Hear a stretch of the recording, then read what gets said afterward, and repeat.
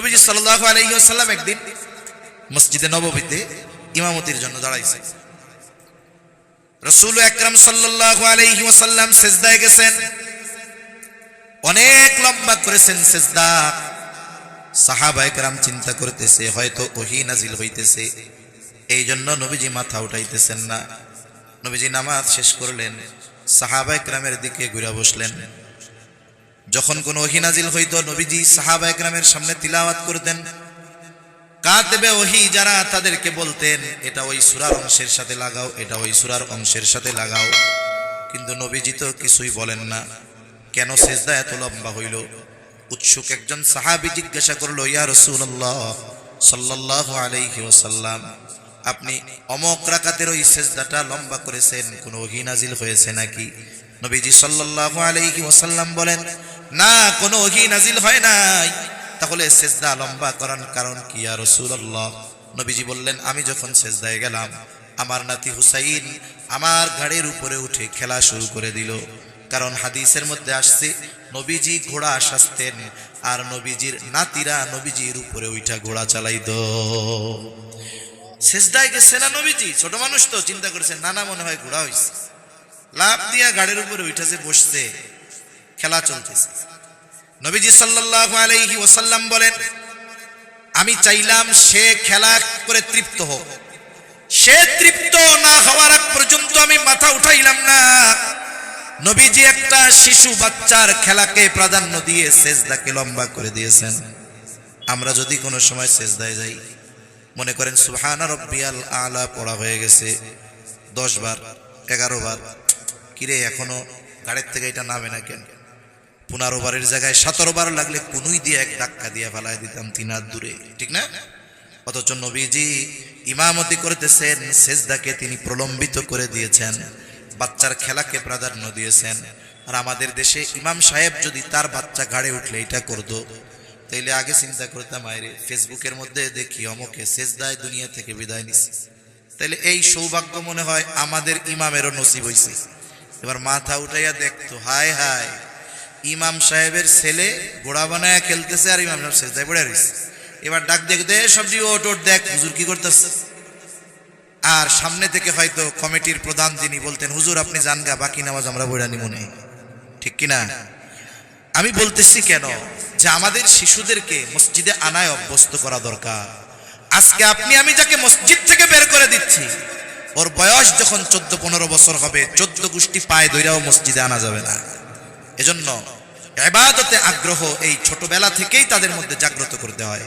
এই যে সামনে যখন রোজা আসবে, এই যে এখনো একটু গরমের সময় রোজা, আস্তে আস্তে শীতের মধ্যে ঢুকতেছে, অনেক মা বাবা আছে নিজে 5 ওয়াক্ত নামাজ পড়ে, খুব তাহাজ্জুদ পড়ে, নফল ইবাদতের ব্যাপারে গুরুত্ব দেয়, ছেলে মেয়ে বালেগ হয়ে গেছে, রোজা রাখতে চাইলেও দেয় না, বলে লম্বা সময় রাখতে পারবো না, স্বাস্থ্য নষ্ট হয়ে যাবে। এই ধরনের এক গ্রুপ আছে না নাই? আছে। আবার দেখেন ছোট মানুষ রোজা রাখতে চায় না, অনেক সময় ছোট মানুষ 6-7 বছর, আমিও রোজা রাখবো, কতটুকু রাখবে? বলে যত সময় পারে ততটুকু থাকবে। ওরে বুঝাবেন যে আমাকে রোজা একটা, তোর হইব 3টা। এই যে আগ্রহী করা, ইবাদতে আগ্রহ সৃষ্টি করা, এটাই ছোটবেলা থেকে করতে হবে। তাহলে কি হবে? সে যখন বালেগ হবে, প্রাপ্তবয়স্ক হবে, তখন তাকে আমার আর জোরাজুরি করা লাগবে না। দেখবেন ওই সময় থেকেই সে নিজ দায়িত্বে নিজেকে দ্বীনের উপরে পরিচালিত করবে, ঠিক কিনা বলেন? এজন্য সম্মানিত উপস্থিতি, আমরা আমাদের সম্পদ এই সন্তানদেরকে নিজেদের অবহেলার কারণে নষ্ট করে ফেলি। কোনো বাবা মনে করে সন্তানের প্রতি আমার দায়িত্ব হলো তাকে দেশের সবচেয়ে দামি প্রতিষ্ঠানে লেখাপড়া করানো। কেউ কেউ মনে করে তার যত চাহিদা আছে সব কিছু পূরণ করা, এটা আমার দায়িত্ব। আসলে বিষয়টা এমন নয়। আমাকে আপনাকে সন্তানকে ভালো মানুষে, দিনদার মানুষে যদি পরিণত করে তুলতে হয়, এই বিষয়গুলোর উপরে আমাদের খেয়াল রাখা দরকার। তাহলে 5টি বিষয় আমি আপনাদের সামনে মূলত এনেছি। এর মধ্যে 2টা সন্তান দুনিয়ায় আসার আগে, 3টা সন্তান দুনিয়ায় আসার পরে। প্রথমটা হলো কি? বলে সন্তানের তারবিয়াত দুনিয়ায় আসার পরে নয়, বলে আগেই শুরু হয়। ওই যে বিবাহ করবে, বিবাহ থেকে নিয়েই সন্তানের তারবিয়াত। এইখানে তারবিয়াত কি? বলে সন্তানের জন্য একটা নেককার মায়ের ব্যবস্থা করা। এরপরে বিবাহ হলো, সন্তান দুনিয়ায় আসে নাই, আসার আগেই আল্লাহ তাআলার কাছে নেক সন্তান কামনা করা। মনে রাখতে হবে সন্তানের জন্য পিতামাতার থেকে সবচাইতে বড় যেই পাওয়াগুলো, এর মধ্যে অন্যতম একটি পাওয়া হলো মা বাবার দোয়া। মা বাবার কি বলেন? দোয়া। এটা দুনিয়া আসার পরে করবেন তা না, আসার আগের থেকেই শুরু করতে হবে। এই শিক্ষা আমরা নবীদের থেকে পেয়েছি। এরপরে সন্তান দুনিয়া আসার পরে তার যে হুকুকগুলো আছে এগুলো তো আদায় করতে হবে। এরপরে যখন সে একটু বুঝতে শিখবে, 3-4 বছর বয়স হবে, ওই সময় থেকে তাকে তাওহীদ আর ঈমান তার অন্তরে মজবুত করার জন্য ব্যবস্থা গ্রহণ করা। এরপরে আর একটু বড় যখন হবে তাকে নীতি নৈতিকতা, বিশেষ করে রাসূল আকরাম সাল্লাল্লাহু আলাইহি ওয়াসাল্লামের আদর্শকে সামনে রেখে নিজেরা ওই আদর্শে আদর্শিত হয়ে সন্তানদেরকেও ওই আদর্শের তারবিয়াত দেওয়া। এরপরে যখন আর একটু বড় হবে, স্কুল মাদ্রাসায় যাওয়ার বয়স হবে, এর আগ থেকেই তাদেরকে দ্বীনি শিক্ষা ও আমলের প্রতি আগ্রহী করে তোলা, তাদেরকে আমলের ফজিলতগুলো বলা। এতে কি হবে? সে আমল করতে ছোটবেলার থেকে যদি আগ্রহী হয় তাহলে বড় বেলায় তার মধ্যে আর অনীহা আসবে না। সে একজন আনুগত সন্তান হবে, বাধ্য সন্তান হবে। ওই সন্তান আলেম হোক আর জাগতিক শিক্ষায় শিক্ষিত হোক, আশা করা যায় ওই সন্তানের মাধ্যমে ওই পিতা, ওই অভিভাবক দুনিয়া আখেরাতে সম্মানিত হবে। সেজন্য সম্মানিত উপস্থিতি, সময়ের সাথে সাথে আমাদের আগামী প্রজন্মকে ধ্বংসের এক প্রতিযোগিতা ইসলাম বিদ্বেষীরা শুরু করেছে।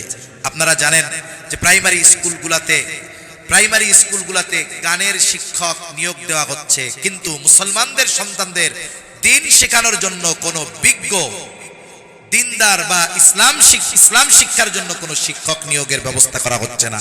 উচিত তো ছিল 92% মুসলমানের দেশে প্রাইমারি থেকে নিয়ে একবারে হায়ার লেভেল পর্যন্ত দ্বীন শিক্ষাকে বাধ্যতামূলক করা, ঠিক কিনা বলেন? এখন আমরাও যদি এদের সাথে সাথে উদাসীনতার সমুদ্রে ডুবে যাই, তাহলে এই সন্তান আমি মারা যাওয়ার পরে আমার জন্য কি বইলা দোয়া করতে হয়, এ দোয়াটাও করতে পারবে না, ঠিক কিনা বলেন?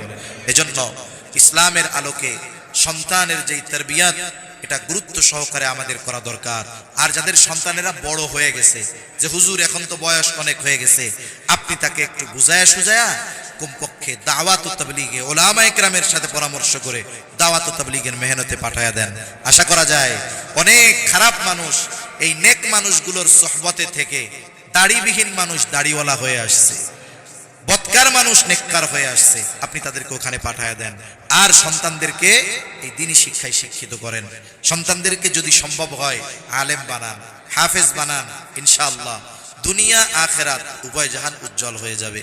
আল্লাহ সুবহানাহু ওয়া তাআলা আমাদেরকে আমাদের সন্তান নামক নেয়ামতগুলার যথাযথ কদর করার তৌফিক আল্লাহ দান করেন, আমিন। ওয়া আখিরু দাওয়ানা আনিল হামদুলিল্লাহি রাব্বিল আলামিন। আসসালামু আলাইকুম ওয়া রাহমাতুল্লাহি ওয়া বারাকাতুহু।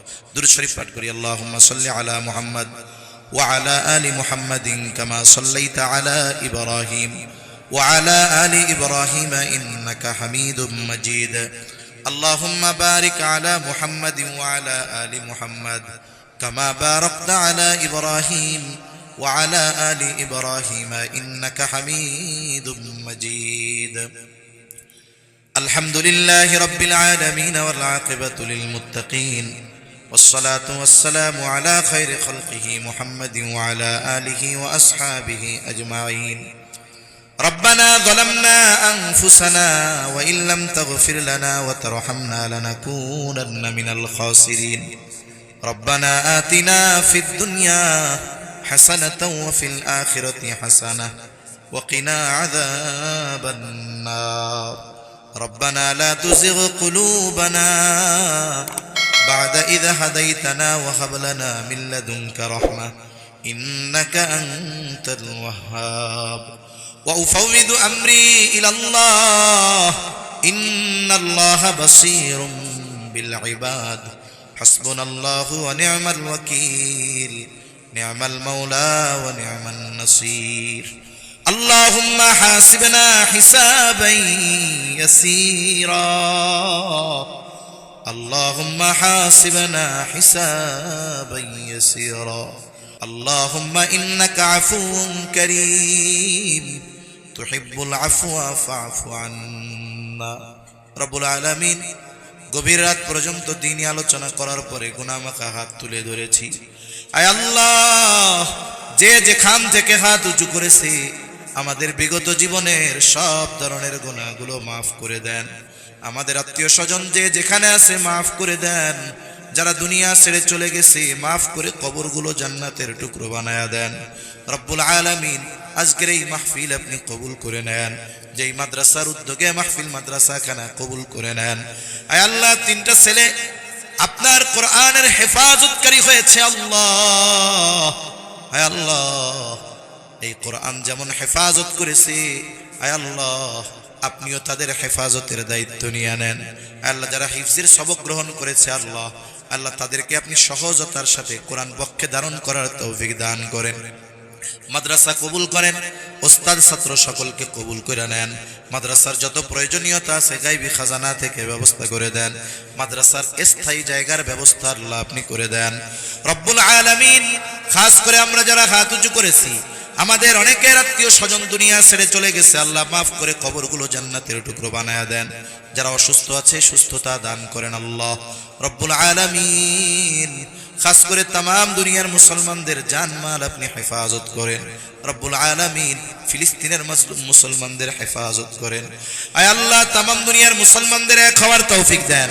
আয় আল্লাহ রব্বুল আলামিন, আপনি আপনার আসমানি বাহিনী দিয়ে ফিলিস্তিনের গাজার মুসলমানদের সাহায্য করেন আল্লাহ। আল্লাহ, জালিমদেরকে তাদের কর্ম অনুযায়ী পরিপূর্ণ প্রতিদান আপনি দেন রব্বুল আলামিন। আমরা যারা হাত উঁচু করেছি, আমাদের মধ্যে হয়তো অনেকের মা নাই, অনেকের বাবা নাই। আয় আল্লাহ, অনেকে হয়তো নিজের হাতে মোহাব্বতের মা বাবাকে কবরে শোয়া রাখছে।